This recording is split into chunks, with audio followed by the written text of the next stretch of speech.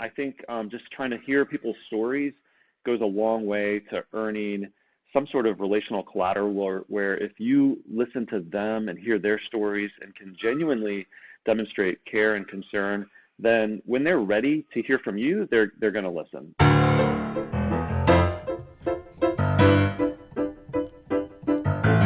You're listening to CX Passport, the show about creating great customer experiences with a dash of travel talk. Each episode, we'll talk with our guests about great CX, travel, and just like the best journeys, explore new directions we never anticipated. I'm your host, Rick Denton. I believe the best meals are served outside and require a passport. Let's get going. This one's a little special for me. Most of my guests on CX Passport are either folks I've just met or colleagues from my professional career. Today's guest goes a lot further back than that with me.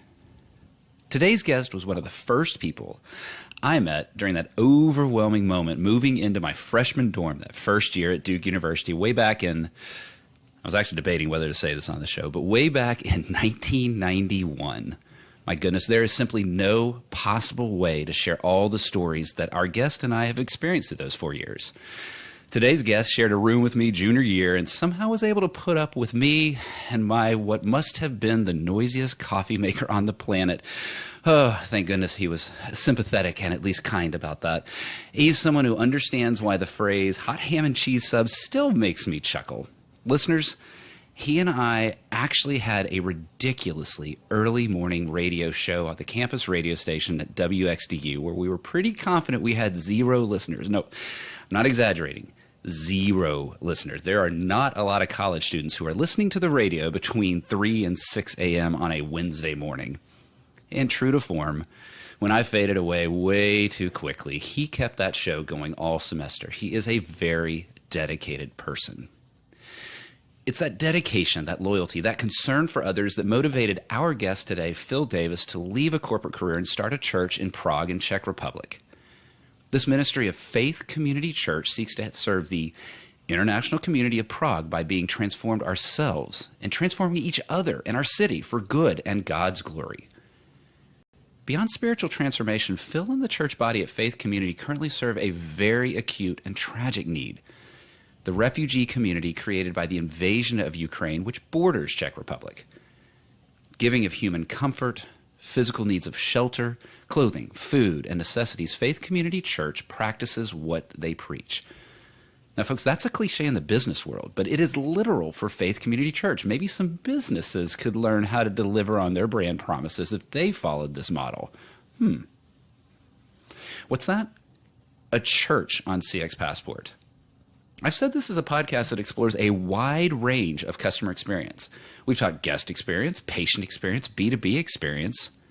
Given how vital faith is to many around the globe, where does church experience fit into the discussion? Let's explore that today. Listeners, I also want you to know that this episode is unique in that you have a chance to bring good to the world through your own efforts as well. Given the mission, the overall mission, and the specific mission that I just described, there is always a need for financial support of this mission.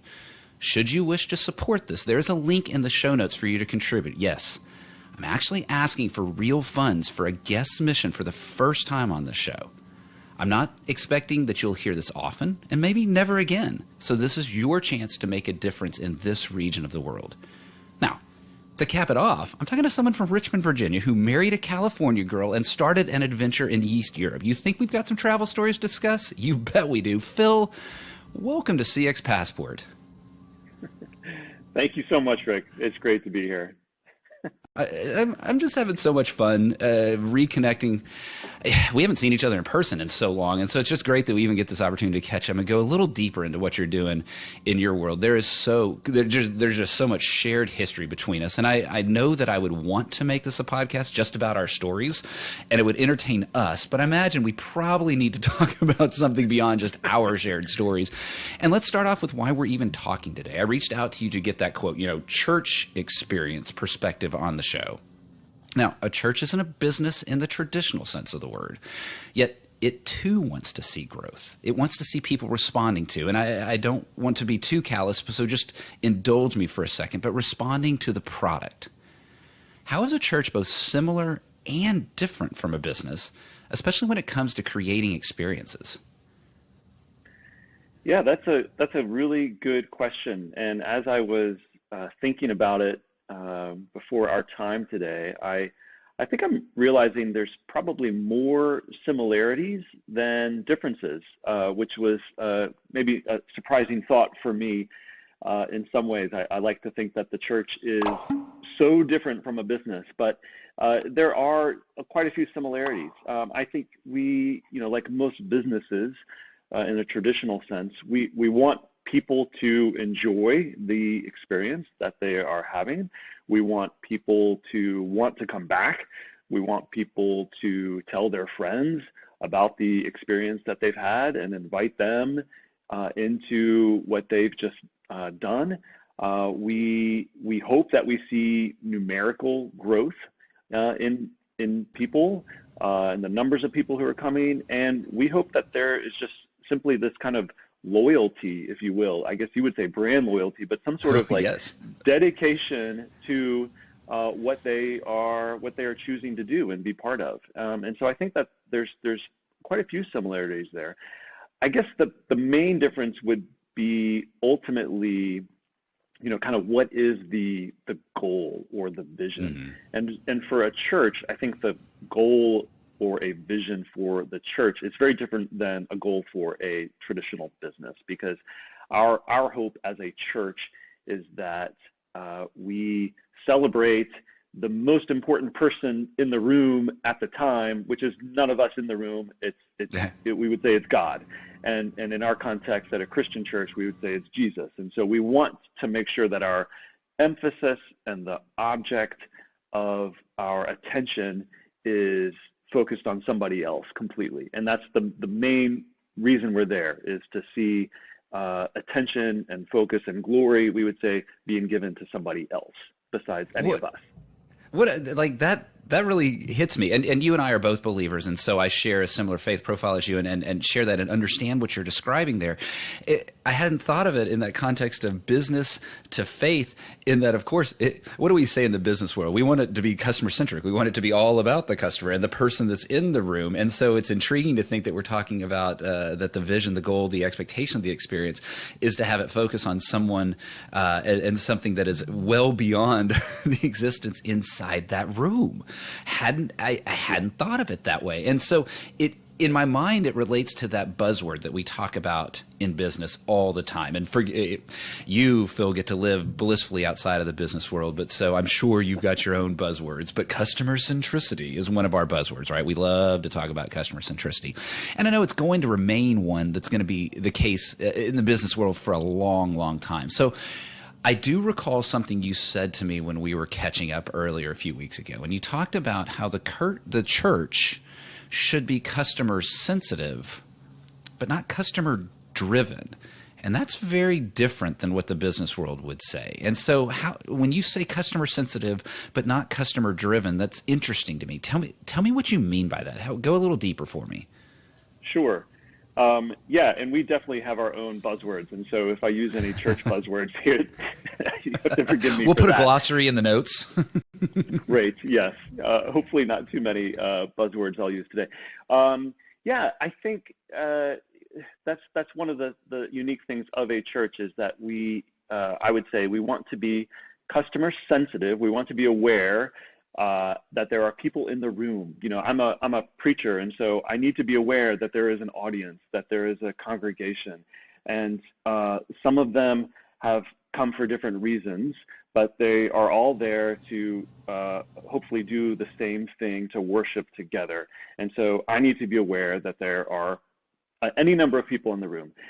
But I think we're not customer driven, in the sense that in some ways it doesn't matter exactly how many people are in the room or what kind of people are in the room, that we would be doing a lot of the same things regardless if there were 5 or 200 people there.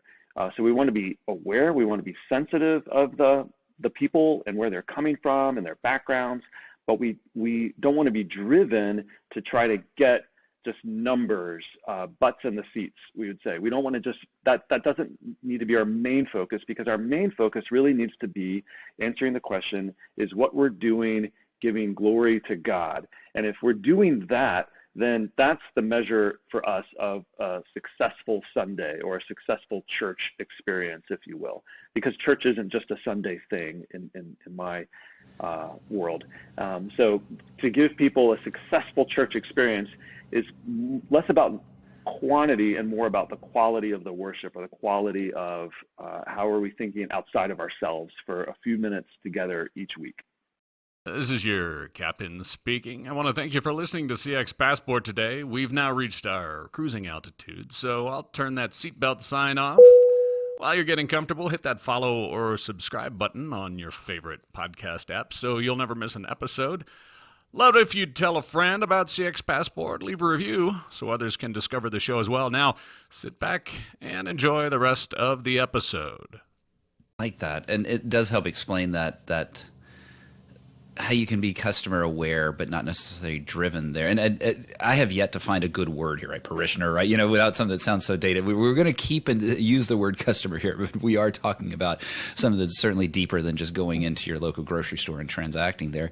And you talked about something, I was thinking of the mirror image of that. And it is, you said, look, we're not going to adapt. We're going to be aware of our customers. We're going to be aware of the folks that are coming to worship with us, but we're not going to be totally driven by that.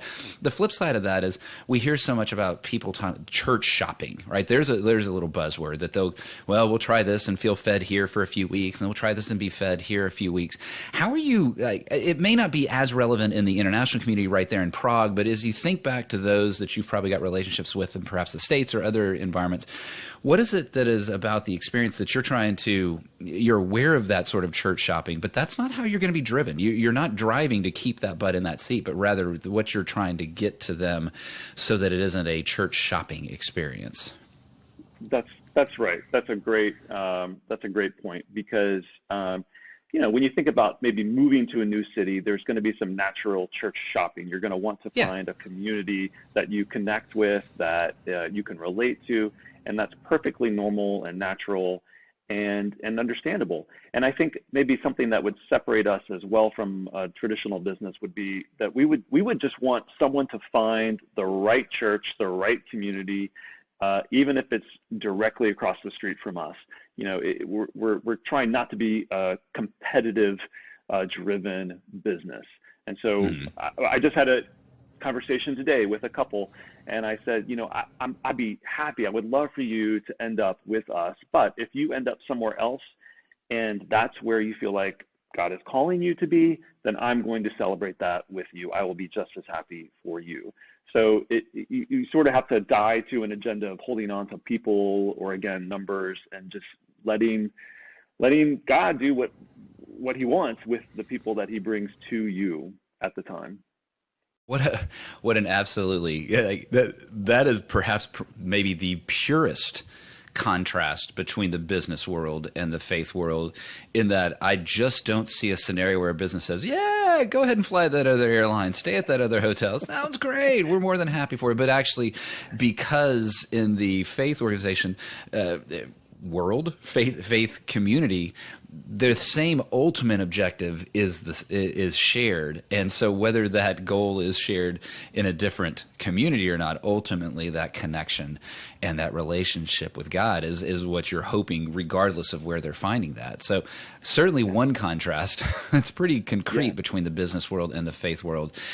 There's another one that comes to mind, and it's very rare that I think of a brand in the consumer world, in the commercial world, asking me to sacrifice of myself on behalf of the brand. But that's exactly what faith community and other faith organizations are asking of their, again, customers. You start in the business world. Heck, you and I started, I think, a week apart from each other back in the Anderson consulting world, even pre-Accenture.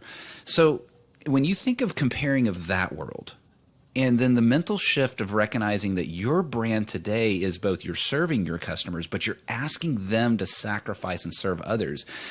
How do you reconcile that? How have you evolved into that world? What does that look like? Yeah, there were multiple steps in that process for me, as you know, going from business into ministry and becoming a pastor. But I think along the way, I guess one common theme that I've realized is this idea of transformation, and you read it in our church vision statement at the very beginning.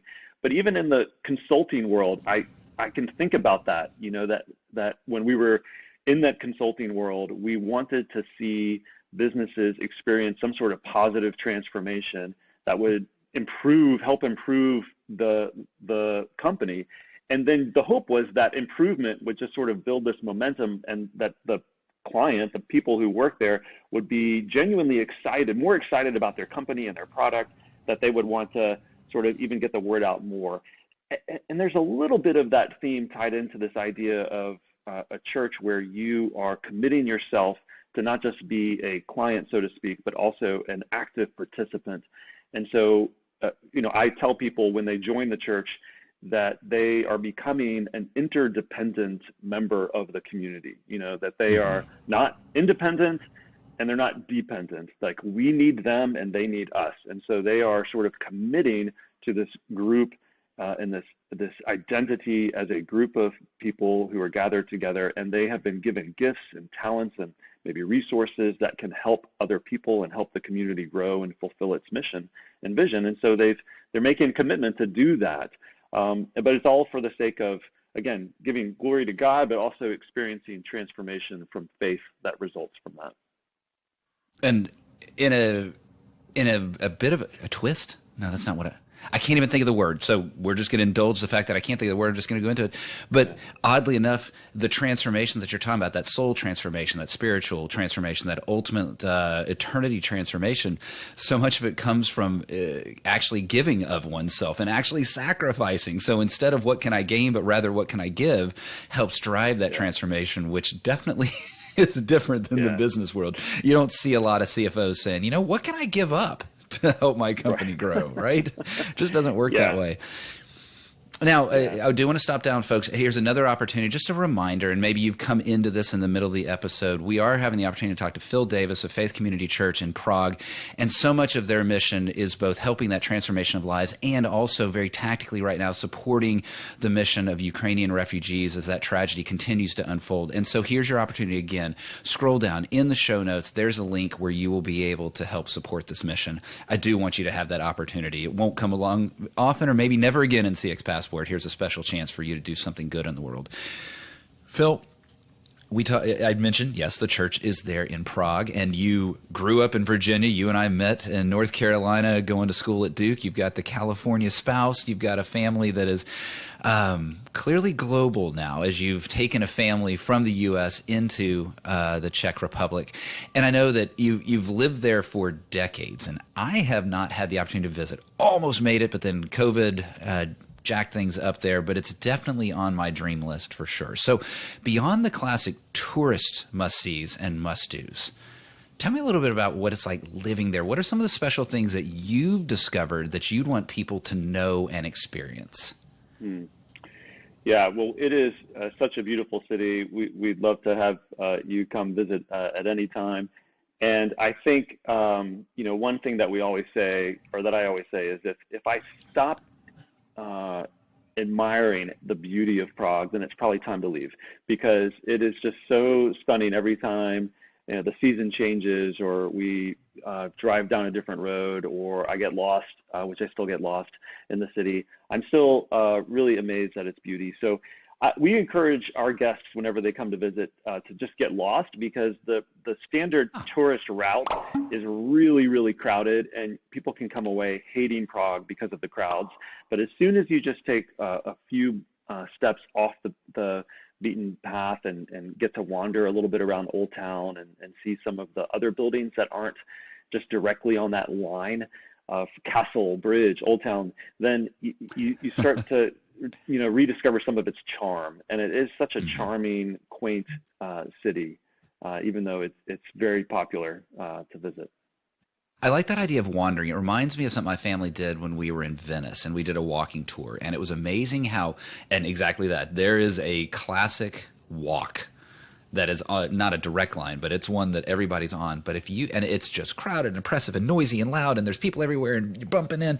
And if you just walk one block away, it is as if you're in the most tranquil, peaceful setting that you've ever seen. What are some of those delights when you get off that? And beyond just the tranquility, you got a favorite restaurant? You got a place that you don't want people to know about, and yet I'm still asking you to let them know about it? Yeah. A little secret for the CX Passport listener?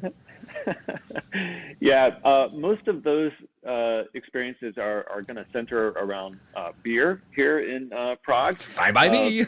Yeah, which I don't mind either. And so sometimes after church, we have church in the afternoons, and then we'll walk over to the beer garden just across the street for a beer before dinner or something like that.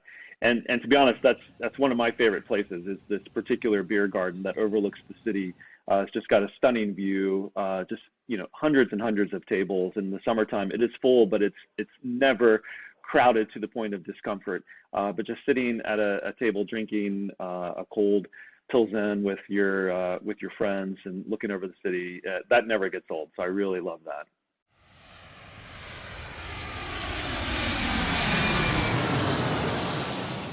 Oh, Phil, that sounds absolutely fantastic. And there's a lot of folks that just went through a mental shift of, wait a second, the preacher is having a beer? Yeah, heck yeah, he is. And then they're absolutely delightful as well.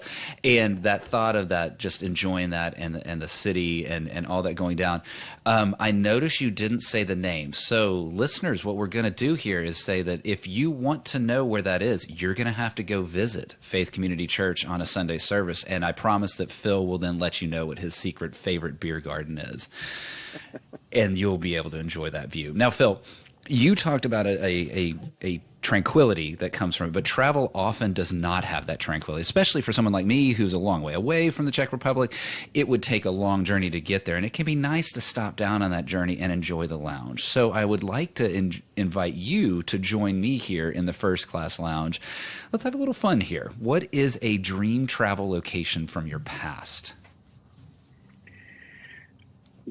Well, that one's pretty easy, actually, because it's kind of fresh in my mind. But last summer, we took a family trip to Iceland, and we rented a camper van and drove around the entire island over the span of 8 days in this camper van.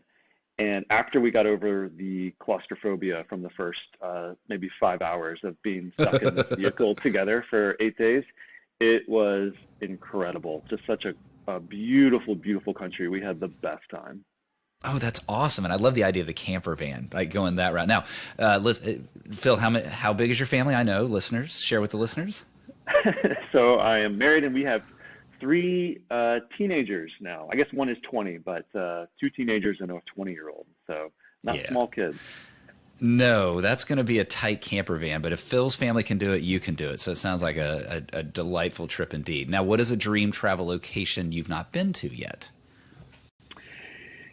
Well, I have been to Russia, as you know, but yes. I still have on my bucket list the Trans-Siberian Railroad. That's something I would love to do one day, is be able to go across the whole country. Maybe when it's a little bit safer, of course, but someday I'd still love to do that. I'm hopeful that as history has shown itself to evolve over the decades, that maybe you'll get that opportunity. But no, now sounds like the wrong time. It's a little different than when you and I saw each other in St. Petersburg all those many years ago. I still talk about, by the way, and we're not going to go into detail, but that god-awful hostel that we stayed at in Moscow that I'm amazed that we didn't leave there with tuberculosis. But we just won't get into details on that. That will not make its way into the show notes. Phil. That was a bad Lonely Planet reference there.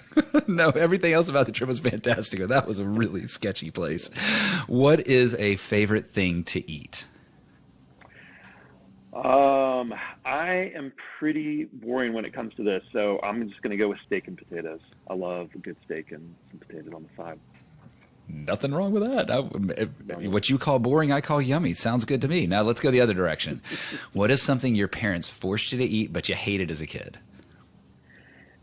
Easy question. Meatloaf. Just hated it. I don't think meat and loaf should be together in the same sentence, much less the same word. So no, hated it. I'm glad to see that the trauma is still alive and real in your mind as you think of meatloaf. That's brilliant. Phil, with all your travels, what is one item, not including your phone, not including your passport, that you will not leave home without? Let's see. I'm gonna have a part A and part B real quick on this one. Okay. If I am gonna check a bag, then the new thing that we definitely include are air tags, just to make sure that we know Yeah. exactly where our bags are, just to avoid all of the luggage trauma that a lot of people have been dealing with lately. And if I don't need to check a bag, then and I just have my carry-on, then I would probably make sure I bring my planner. And I went analog about 2 years ago, and so I have a daily planner that I write in every day.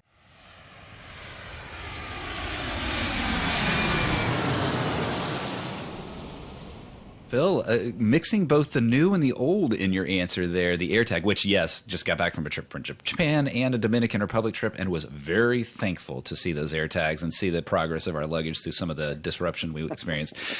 But that's new school. Then you've got the old school of the analog, the planner. I love it. I love I love kind of the extremes. And that actually leads me to this next question that I really wanted to make sure that I asked you about. Given the location of not only your country where you're in, the city that you're in, the church and the community that you serve, you've got this significant crossroads of migration and a wide spectrum of the types of people, the types of experiences, the types of cultures, the nationalities, all of that are coming through your doors or near your doors or in your community. How are you responding to that wide spectrum and still being relevant while understanding their needs?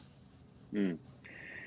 Well, it's not easy because things are always changing. We say the only thing that Yeah. stays the same is that nothing stays the same here. And it could be Ukrainian refugees. Before that, it was Iraqi refugees. It could be a political driven situation. It could be COVID. There's just always something to be aware of and to just make sure that you are ready to pivot at any second. And so we certainly had to pivot a year ago with the Ukrainian refugee crisis and just being available and ready to welcome people wherever they were at. Try to just show compassion. I think just trying to hear people's stories goes a long way to earning some sort of relational collateral where if you listen to them and hear their stories and can genuinely demonstrate care and concern, then when they're ready to hear from you, they're going to listen as well. And so I think just trying to make sure you are listening well before you try to say anything. It's not the video. The video hasn't frozen. My face has frozen. That's brilliant. And the thought of what you just said should be the headline for every customer experience leader, every customer service agent, should be chief customer officer, everything you just said. And think of that. Those of you that are listening from the business world, this is someone from the faith world who is, look, listen to your customer. Build that. I'm going to have to go back and listen to the specific phrase you use, but basically build that credibility by listening to them so that then you can then pour into them and understand what their experiences are. Oh, wow, Phil. I'm having trouble going to my next question because I'm sitting here thinking about how delightful that was. But it's so true, and it shows how whether business, whether faith, listening becomes the most important first activity. I would imagine that gets into a lot of. You know what? Let's do this. Let's tie it again kind of to the business world again.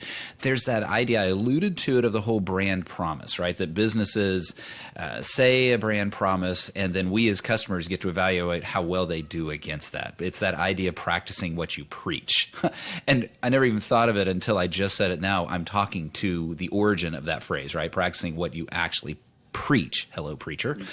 And so why is the idea of brand promise or practicing what you preach so much more vital in a faith organization, perhaps even more so than the business world? Yeah, again, good question. I think a couple of things come to mind. One, like I said earlier, church is not just a Sunday institution. And so if, you want people to understand more about what it means to believe, you want them to see, how does your faith impact the rest of your week? How does your faith impact your job, your marriage, your parenting, your relationships, all of these things. And you want to show people that faith can impact positively all of those things and bring, again, transformation into all of these areas of your life. But that's a little scary, because then you're sort of inviting people into the messier, possibly messier parts of your life. And people are pretty good at detecting, fakeness. And so just being authentic is really important, and not being afraid to say, yeah, I'm still struggling in this area, or I haven't figured all of this out, and not pretending that you have everything figured out or that you're perfect, but just letting people into some of the hard parts, and just letting them see, faith still matters in all of these other areas of my life during the week. That's probably the main thing that comes to mind. Authenticity. And we talk about it in the business world. I didn't really know how this was going to go as a conversation. When you and I talked about this idea of, hey, let's have you on the show, I didn't really know how it'd go. There's so many great nuggets. And I find myself mentally thinking about what I've said with other guests and other business guests, and authenticity and listening and empathy, all those kind of things. It comes true. It just feels like it's truer by 100 or thousands of degrees when we talk about getting at the real, the raw, the messy parts of people's lives. Phil, I want this to keep going. I really do, but we're out of time. And I want to close with just sort of a forward look. And that is, what's next? And I know you said the only thing that you really know is that things are going to change, that change is the only constant that exists. But I imagine that you're thinking about things and have a thought of what's next. So what is the focus for Faith Community in the near term and even the longer term future? Thanks for asking. I think near term, we're still thinking a lot about the Ukraine situation. So we have a Ukraine preschool now that meets in our space during the week, Monday to Friday, which has been great. They're thinking about expanding that into a school for adults as well, for like some adult ed stuff. And so anything that we can do to help them just continue to kind of settle and assimilate into their new lives here, that's probably going to be one of our more immediate focal points. Long term, I am not great at delegating or thinking about long-term future stuff, but I need to. And so my focus long-term is going to be more about leadership development and trying to get some more people to step up and to help me and to help the church do a lot of the leadership aspects. So not everything is on my shoulders. I haven't been great at that, and I need to do a little more delegation. And really, it's not just delegation; it's really leadership development and empowerment. Yeah, I love your answer to that. And I think it shows how when you truly are authentic and when you step out of the business world and get into things that, I'm going to just say it, things that actually matter, right? Think of the things of heaven, not of earth, and how that actually matters, and that authenticity that you shared there. I haven't had a lot of folks say, you know what, I need to do a better job of this. And instead it was different sort of things. I think that near-term need is so pressing as well. And that's where I do want to mention, listeners, again, here's your opportunity to do something. Scroll down, look at the link, the show notes. You'll see the link for where you can help support this mission. I hope you've heard throughout this, not just the near term of the need that exists, especially in the context of Ukraine, but how this transformation is taking place across lives inside that community and beyond that community that Faith Community Church is doing. Phil, I really did enjoy hearing so much about what you've got to say. I really enjoyed that connectivity between church and business. If folks wanted to get to know you, get to learn more about Faith Community, where should people look to get more information? Yeah, if people are wanting more info, we have a website. It's faithcommunity.cz for Czech. I am on most of the socials, and our church is as well. And we're part of a mission organization called SURGE, S-E-R-G-E. And you can go to surge.org and search for our name under the missionary list there. Excellent. And all of that, everyone, of course, that's down in the show notes in the resources. I'll make sure that you get easy access to that. You can click, learn more about Phil, learn more about Faith Community, and learn more about the organization as a whole. Phil, again, brilliant. I love just talking to you as a friend, but I love this opportunity to talk to you and get to know more about the Faith Community Church mission, vision, and how it ties to church experience. Never, ever did I, when I started this podcast, did I think that CX would stand 1 week for church experience. And I'm glad that we had that opportunity. I delighted in hearing some of the secrets about Prague and where to travel as well. And I promise that when you do come to the U.S. and when you do come to the North Texas area and visit with me, that I will not serve you meatloaf. Fear not. That will not be on the menu. You are safe here. Phil, thank you so much for being on CX Passport. Hey, thank you so much. This has been great, and I appreciate the time and what you do. It's great to see you in action.